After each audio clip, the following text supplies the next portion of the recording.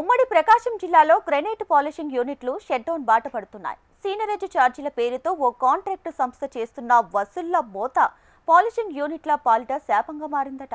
ఫలితంగా 2500 యూనిట్లు గడ్డుకాలం ఎదుర్కొంటూ ఒక్కొక్కటిగా మూతపడుతున్నాయి. దీంతో లక్షల మంది కార్మికులు రోడ్డున పడుతున్నారట. సలార్ సినిమాలో లాగా ఈ సంస్థకు సంబంధించిన సీల్ ఉంటేనే గ్రెనైట్ పాలిషింగ్ నుంచి లారీ రోడ్ ఎక్కాలి అట. ఇందుకు సీనరేజ్ దంద పేరుతో అడ్డగోలిగా దోచేస్తున్న ఆ కాంట్రాక్ట్ సంస్థ ఏది? స్లాబ్ సిస్టమ్ లేకుండా చెప్పినంత కట్టాల్సిందిగా ఎందుకు హుకుం జారీ చేస్తుంది? ఆంధ్రప్రదేశ్ రాష్ట్రంలో ప్రకాశం జిల్లాకు అంతర్జాతీయంగా గుర్తింపు తీసుకొచ్చింది ఇక్కడి గెలాక్సీ గ్రానైట్. ముఖ్యంగా చీమకుర్తిలోని గ్రానైట్ కు మంచి పేరుంది. ఈ గెలాక్సీ గ్రానైట్ ను వెలికితీసే క్రమంలో ఇక్కడ వందల సంఖ్యలో పాలిషింగ్ యూనిట్లు నడుస్తూ ఉంటాయి. ఒక్క చీమకుర్తి గ్రామంలోనే సుమారు 100కు పైగా గ్రానైట్ క్వారీలు ఉంటే అందులో ప్రస్తుతం 40 మాత్రమే నడుస్తున్నాయి. ఉమ్మడి ప్రకాశం జిల్లాలో చీమకుర్తితో పాటు బల్లికురువ, గురిజేల్లి, కనిగిరి మండలాల్లో కూడా గ్రానైట్ తవ్వకాలు జరుగుతుంటాయి. భూమి నుంచి వెలికితీసిన గ్రానైట్ నిక్షేపాలను ఎక్కువ శాతం ఇతర రాష్ట్రాలకు, ఇతర దేశాలకు ఇక్కడి నుంచి ఎగుమతి చేస్తారు. ఇదే సమయంలో ఉమ్మడి ప్రకాశం జిల్లాలో చీమకుర్తి, ఒంగోలు, పొదిలి, మద్దిపాడు, మార్టూరు, బల్లికురువ మండలాల్లో గ్రానైట్ పాలిషింగ్ యూనిట్లు కూడా ఉన్నాయి. ఉమ్మడి జిల్లా వ్యాప్తంగా సుమారు 2500 పాలిషింగ్ యూనిట్లు నడుస్తున్నాయి. ఇందులో దాదాపు 1,00,000 మంది వరకు కార్మికులు పనిచేస్తూ ఉంటారు. ఈ పాలిషింగ్ యూనిట్ల ద్వారా రోజుకు కోట్ల రూపాయలలో వ్యాపారం జరుగుతూ ఉంటుంది. ఒక్క యూనిట్లో 20 లక్షల నుంచి కోటి రూపాయలపైనే రోజుకు వ్యాపారం జరుగుతూ ఉంటుంది. దీంతో ఇక్కడి నుంచి ప్రభుత్వానికి కూడా జీఎస్టీ రూపంలో పెద్ద ఎత్తున ఆదాయం వస్తూ ఉంటుంది. అలాగే పాలిషింగ్ యూనిట్ల ద్వారా ట్రాన్స్పోర్టుతో పాటు ఇతర అనుబంధ సంస్థలు కూడా నడుస్తాయి. వాటి ద్వారా ప్రభుత్వానికి ఆదాయం సమకూరుతోంది. అయితే ఇప్పుడు 2500కు పైగా పాలిషింగ్ యూనిట్లన్నీ షట్డౌన్ వైపు అడుగులు వేస్తున్నాయి. ఈ షట్డౌన్ వెనుక పెద్ద కథే ఉంది అని అంటున్నారు. పాలిషింగ్ యూనిట్లలో గ్రానైట్ రాళ్లను కట్ చేసి వ్యాపారం చేస్తుంటారు. అయితే ఈ యూనిట్లు 3 రకాలుగా ఉంటాయి. 1 single blade machine, 2 multi blade యూనిట్లు, 3 గ్యాంగ్సా యూనిట్లు. సింగిల్ బ్లేడ్ యూనిట్లో నెలకు 30 క్యూబిక్ మీటర్ల వరకు గ్రానైట్ కట్ చేస్తుంటారు. మల్టీ బ్లేడ్ యూనిట్లో 50 నుంచి 100 క్యూబిక్ మీటర్ల వరకు గ్రానైట్ రాళ్లను కట్ చేస్తారు. గ్యాంగ్సా యూనిట్లో 250 నుంచి 350 క్యూబిక్ మీటర్ల వరకు గ్రానైట్ రాళ్లను కట్ చేసి పాలిషింగ్ చేసి ఎగుమతి చేస్తుంటారు. ఇలా కట్ చేసి ఎగుమతి చేసే పాలిషింగ్ రాళ్లకు 22 క్యూబిక్ మీటర్లకు 27,000 రూపాయల చొప్పున ప్రభుత్వానికి స్లాబ్ సిస్టమ్ ద్వారా మైనింగ్ సీనరేజ్ కడుతూ ఉంటారు. ప్రస్తుతం దాన్ని 35,000 చేశారట. అయితే పెంచిన సీనరేజ్ ఛార్జీని కట్టడానికి పాలిషింగ్ యూనిట్ల నిర్వాహకులు సిద్ధంగానే ఉన్నారు. కానీ ప్రభుత్వానికి కట్టాల్సిన సీనరేజ్ ని ఓ సంస్థ టెండర్ ద్వారా తగ్గించుకుందట. ఈ సంస్థ గతంలో మాదిరిగా స్లాబ్ సిస్టమ్ లేకుండా తాము నిర్ణయించినంత డబ్బును కట్టాల్సిందిగా హుకుం జారీ చేశారట. అంతేకాకుండా వీరు చెక్పోస్టులు కూడా ఏర్పాటు చేశారు. ఈ చెక్పోస్టుల వద్ద లారీలను ఆపి తనిఖీలు నిర్వహిస్తున్నారు. అలా లారీలను ఆపడం అక్టోబర్ 1 నుంచి అమల్లోకి రావడంతో ఇప్పుడు ఈ 2500 షాపింగ్ యూనిట్లు షట్డౌన్ దిశగా అడుగులు వేస్తున్నాయట. ఉమ్మడి ప్రకాశం జిల్లాలో ఎక్కడైనా గ్రానైట్ మైనింగ్ సీనరేజ్ ఛార్జ్ వసూలు చేసే టెండర్ని హైదరాబాద్కి చెందిన ఓ కాంట్రాక్టు సంస్థ దక్కించుకుంది. టెండర్ దక్కించుకున్న వెంటనే చీమకుర్తి పరిసర ప్రాంతాల్లోని ప్రతి గ్రానైట్ క్వారీ, కంకర మిల్లుల వద్ద, పాలిషింగ్ యూనిట్ల పరిసర ప్రాంతాలలో, మండలాల సరిహద్దుల్లో ఈ సంస్థ పెద్ద ఎత్తున చెక్పోస్టుల్ని ఏర్పాటు చేసింది. ఏ లోడుతో అయినా లారీ రోడ్డెక్కితే ఈ కాంట్రాక్టు సంస్థ ఆ లారీని ఆపి చెక్ చేయటం, వారు చెప్పినంత రుసుము చెల్లిస్తేనే లారీ కదిలే పరిస్థితి ఉందట. దీంతో ప్రస్తుతానికి పాలిషింగ్ యూనిట్ల నిర్వాహకులు ఆందోళన వ్యక్తం చేస్తూ రోడ్డెక్కుతున్నారు. మేం తమ సంస్థలను మూసివేస్తున్నామని అనౌన్స్ కూడా చేశారు. ఈ ఏఎంఆర్ సంస్థ దోపిడీకి పాల్పడుతూ ఉంది. ఇప్పటికే ఫ్యాక్టరీలు దాదాపు సగం మన ప్రకాశం జిల్లాలో మూతబడిపోయినాయి. ప్రధానంగా మార్కెట్ లేక, ముడిరాయి తక్కువ రేటుకి లభించక ఉన్నందువల్ల ఫ్యాక్టరీలన్నీ కూడా మూతపడతా ఉన్నాయి. గ్రోత్ సెంటర్లు అయితే దాదాపు 70% మూతపడ్డాయి, ఎస్టేట్లు అయితే 90% మూతపడ్డాయి. ఇక్కడ బోధవాడ ఈ ప్రాంతాల్లో కూడా పూర్తి స్థాయిలో నడవట్ల. ఇలాంటి పరిస్థితుల్లో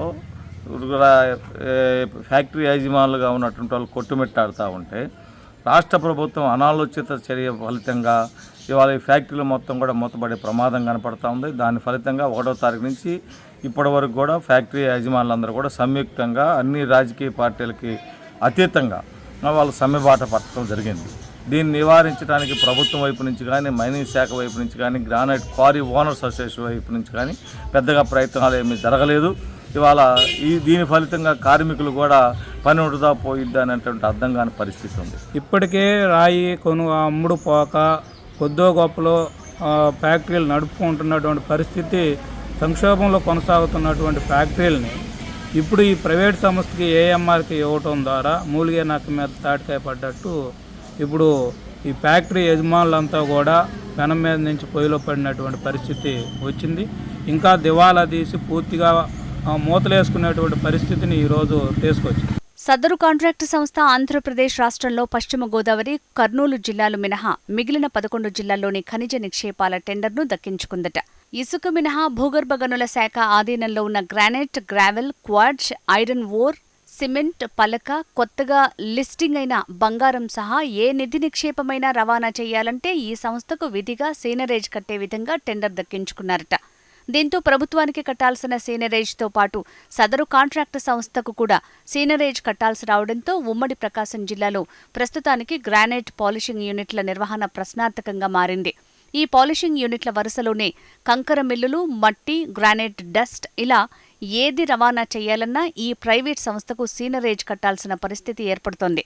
నిజానికి ప్రభుత్వం నుంచి తెచ్చుకున్న టెండర్ల ప్రకారం ఈ సంస్థ కేవలం భూమిలో నుంచి క్వారీల ద్వారా బయటకు తీసిన గ్రానైట్ రాళ్ల నుంచి మాత్రమే సీనరేజ్ వసూలు చేయాల్సి ఉందని, అలా కాకుండా ఎక్కడ పడితే అక్కడ వీరు సీనరేజ్ పేరుతో పెద్ద ఎత్తున దందా చేస్తున్నారని ఆరోపిస్తున్నారు ఈ పాలిషింగ్ యూనిట్ల నిర్వాహకులు. 2500 ఫ్యాక్టరీలు ఉన్నాయి ఇక్కడ. ఈ మధ్యకాలంలో ఏఎంఆర్ అనే ఒక ప్రైవేట్ సంస్థ నాకు టెండర్ ఇచ్చింది. నేను ఇక్కడ డబ్బులు వసూలు చేయాలా, ఇదంతా నా కంట్రోల్ అనే ఒక ఉద్దేశంతో ఆయన ఈ మధ్య ఒక వారం రోజుల నుంచి ప్రతి దిక్క బాక్సులు పెట్టి వాళ్ళ కుర్రవాళ్ళందరినీ దింపి అడావుడి చేస్తూ ఉన్నాడు. చేమగుర్తులో ఉన్న 800 ఫ్యాక్టరీల వాళ్ళందరూ కూడా ఈ విధంగా నువ్వు చెప్పే రేట్లు కానీ నువ్వు చెప్పే పద్ధతి కానీ మాకు గిట్టుబాటు కాదు, ఇక్కడ అందరం కూడా మేము ఫ్యాక్టరీల్ని ఆపుకోవటం జరిగింది. ఇప్పుడేదో ఒక ప్రైవేట్ కంపెనీ వచ్చి ఈ నెల నుంచి 35,000 కట్టమని వాళ్ళు ఏదో బాక్సులు తెచ్చిపెట్టారు, ప్రతి కంపెనీ ముందు పెట్టేశారు. దానికి మన ఫ్యాక్టరీ ఓనర్లందరూ చాలా ఇబ్బంది పడతా ఏం అర్థం కాక వాళ్ళు ప్రైవేటు సంస్థకి ఎప్పుడప్పుడు చెప్పింది మాకు అర్థం కాక మమ్మల్ని భయభ్రాంతులను చేస్తుంటే మేము ఫ్యాక్టరీస్ అన్నీ 1వ తేదీ నుంచి బంద్ చేసాం. ఆడించుకోలేకపోతున్నాం. వాళ్ళు కొంచెం అది ఇది అనేది దౌర్జన్యం చేసినట్టు పరిస్థితిలో నడుస్తున్నాయి వాళ్ళు అట్లా ఇట్లా అని. కాబట్టి మేము 1వ తేదీ నుంచి బంద్ చేసుకున్నాం. ఇప్పుడు 35,000 కట్టమంటే మేము కడతాం. గవర్నమెంట్కి 8,000 వేసించితే మాకేం ఇబ్బంది లేదు. కాబట్టి వీళ్ళు ప్రైవేట్గా స్పెషల్గా మాకు ఎక్సెస్ కట్టమంటున్నారు. మళ్ళీ గవర్నమెంట్ పెంచిందే 8,000 నెలకి ఒక బ్లేడ్కి, ప్లస్ వీళ్ళు ఎక్స్ట్రా కట్టమంటున్నారు. దానికి మా ఫ్యాక్టరీ ఓనర్స్ అందరూ కూర్చొని చాలా ఇబ్బందులు పడుతూ ఆపుకున్నాం. ఈ కాంట్రాక్టు సంస్థ నిర్వాహకులు తమకు ఎక్కడైనా గ్రానైట్ లారీని ఆపే హక్కు ఉందని చెప్తున్నారట.